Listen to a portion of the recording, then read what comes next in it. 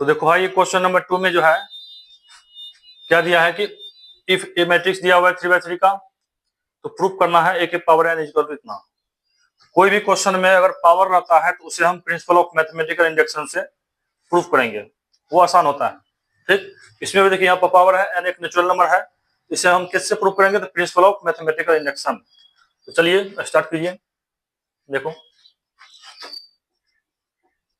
Solutions, ए के power N जो matrix उसको लिख लेते हैं पहले, 3 के पावर एन माइनस 1, 3 के पावर एन माइनस 1, 3 के पावर एन माइनस 1, यहाँ भी है 3 के पावर एन माइनस 1,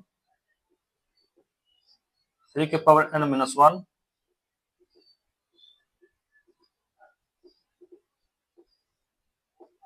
देखो तो सबसे पहला केस क्या था प्रिंसिपल ऑफ मैथमेटिकल इंडक्शन का? वो P1 इज ट्रू करना पड़ेगा, P ऑफ 1 को ट्रू। तो चलो तो पहले एक स्टेटमेंट यहाँ लिख लेते हैं, P ऑफ n। ये मान लो कि स्टेटमेंट है ए के power n is equal to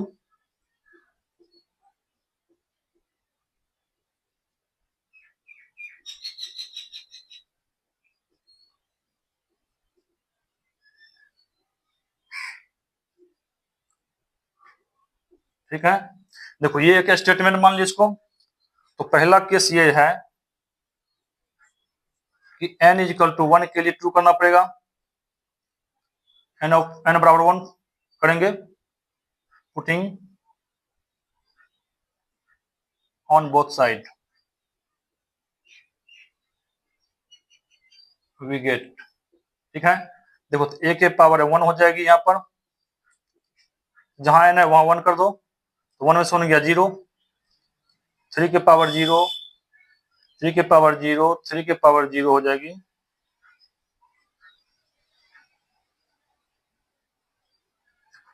ठीक है, यहाँ पर कितना आ गया? जब ये 3 के पावर 0 करेगा तो ये तो आ गया 1 1 1 1 1 1 1 1 1।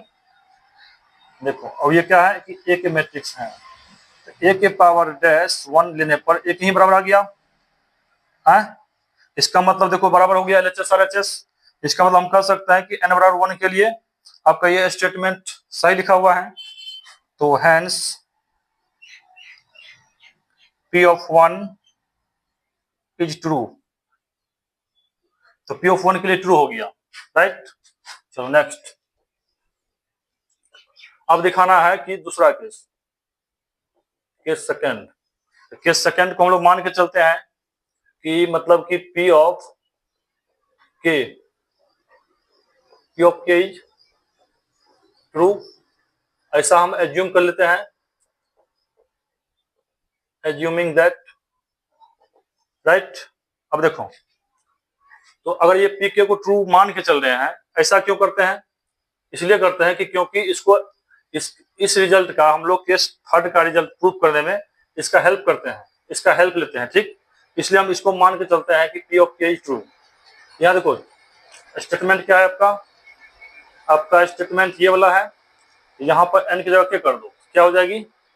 ए के पावर के इक्वल टू हो जाएगी 3 के पावर के माइनस 1, 3 के पावर के माइनस 1, 3 के पावर के माइनस 1, 3 के पावर के माइनस 1, यहाँ भी हो जाएगी 3 के पावर के माइनस 1, 3 के पावर के माइनस 1। ठीक है, चलो ये आ गया ए के पावर के। Next case number third. अब देखो जब P ऑफ के इज ट्रू हो गया, लास्ट केस क्या होता था कि n equal to k plus 1 के लिए ट्रू करेंगे।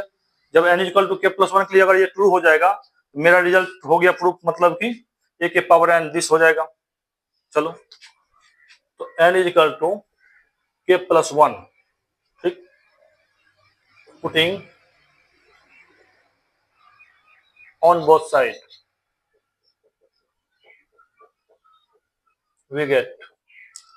n बराबर के प्लस 1 जो है वो स्टेटमेंट में रखो। तो आपका कहाँ स्टेटमेंट? ये है, ये वाला, ये ए के पावर के प्लस 1 हो जाएगी कितना? 3 के पावर n की जगह के प्लस 1, 3 के पावर क्या आएगी? 3 के पावर के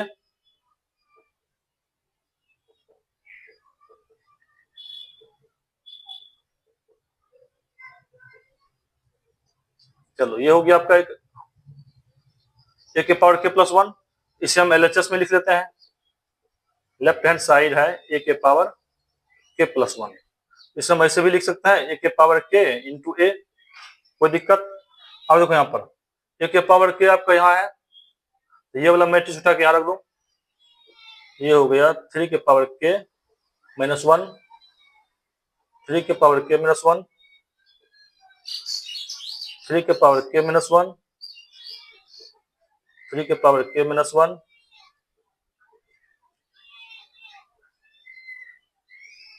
ये आ गया मैट्रिक्स। ठीक है, अब यहाँ इसमें मल्टीप्लाई है ए मैट्रिक्स, ये मैट्रिक्स आपका कौन है वहां पर, वो ये वाला, यहाँ रख दो 1 1 1 1 1 1। चलो अब इसे अगर मल्टीप्लाई करेंगे तो कितना आएगा, देखना ध्यान से। मल्टीप्लाई कैसे करते हैं, तो पहला रो को पहला कॉलम के साथ ऐसे चलेगा, मतलब पहला रो और इसके पहले कॉलम के साथ, फिर पहला रो दूसरा कॉलम, पहला रो तीसरा कॉलम, इस तरह से मल्टीप्लाई होता है। मल्टीप्लाई होके क्या आएगी, देखो इतना इंटू इतना, अब प्लस इतना, और फिर प्लस इतना, यानी 3, ये आपको हम डायरेक्टली लिख देते हैं, देखो ध्यान से, ये हो जाएगी 3 इन 3 टाइम्स 3 इंटू 3 के पावर के माइनस 1 आ जाएगा, ये भी वही आएगा, आप करके देख लेना, 3 इंटू 3 के पावर के माइनस 1,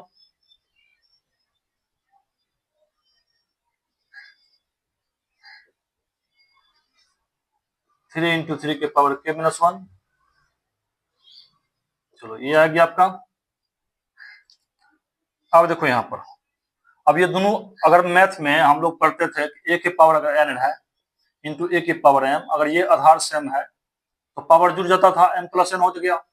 उसी प्रकार यहाँ पर 1 है पावर, तो 3 का पावर 1, 3 के पावर इतना है, तो पावर जुड़ जाएगा, कितना हो जाएगा, 3 के पावर के हो जाएगी, ये हो गया आपका 3 के पावर के, 3 के पावर के, 3 के पावर के।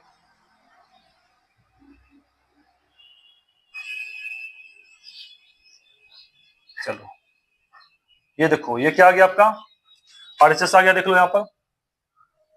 तो इसका जो RHS कहाँ गया, ये वाला, ये है तो RHS आ गया, ये बराबर हो गया RHS of P of k plus 1 का RHS है, इसका मतलब LHS बराबर RHS हो गया। तो प्रूफ हो गया मेरा कि P of k plus 1 is also true for all n belongs to natural number के लिए, राइट। इस तरह से हम कह सकते हैं कि तीनों कंडीशन मेरा ट्रू हो गया। हम कह सकते हैं कि मेरा रिजल्ट जो लिखा गया है, जिसे हमको प्रूफ करना था ए के पावर n और ये मैट्रिक्स दोनों इक्वल हो जाएंगे।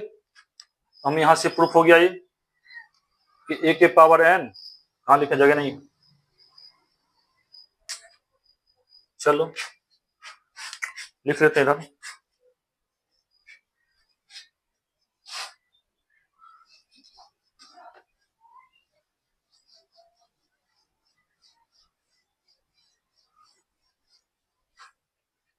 तो क्या प्रूफ हो गया कि पहला कंडीशन क्या था, P ऑफ 1 इज ट्रू, ये हम दिखा दिए।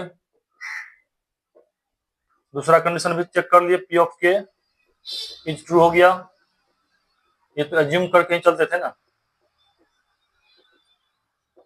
एज्यूमिंग। तीसरा कंडीशन क्या था, इनके हेल्प से P ऑफ के प्लस 1 को इज ट्रू कर दिए। इसका मतलब वो जो लिखा हुआ आपका ए के पावर n है, तब ये पक्का प्रूफ हो गया कि ए के पावर n जो होगा 3 के पावर n माइनस 1, 3 के पावर n माइनस 1,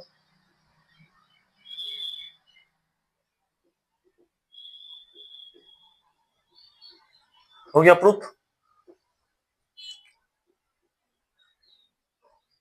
चलो तो बच्चे इसे नोट करो, और कोई तरह का डाउट हो तो आप कमेंट कर सकते हैं।